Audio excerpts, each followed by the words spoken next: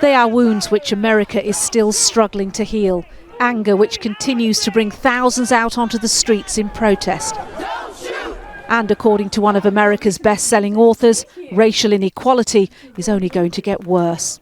We suddenly have a free pass for hate speech and hate crimes, and we have a candidate that rode to the presidency on divisiveness and scapegoating. And because of that, unfortunately, there are a lot of people in my country who are fearing for their lives and their freedoms. Jodi Picoult has tackled gun crime, gay rights, the death penalty in her books.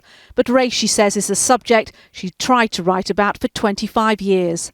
A nurse at Hurley Medical Center claims that she was not allowed near a newborn there because of the color of her skin. But this story, which made the news 4 years ago, persuaded her that now was the time. An African-American nurse with 20 years of experience in labor and delivery helped deliver a baby. The father called in her supervisor, said, "I don't want her or anyone who looks like her to touch my kid." The hospital wrote a note in the baby's file saying no African-American personnel to care for the infant. The nurse sued the hospital. She settled out of court. But it made me wonder, what if that was the center of a book? And what if I pushed the envelope? Do you think we're going to have another civil rights movement? I mean, yes, you do. I do. I really do. I think that's what it's going to take.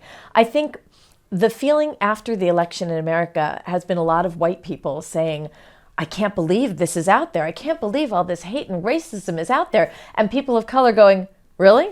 Yeah, we've seen it for years. I spent 50 years of my life not talking about race because I didn't have to. That is a privilege, but I didn't recognize that at the time. It's hard to talk about without offending people. And so as a result, we often don't talk about it at all. We say no to racist hate! She is not the only one talking about it in America now.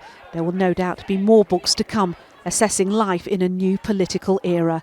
Nina Nanar, News at 10.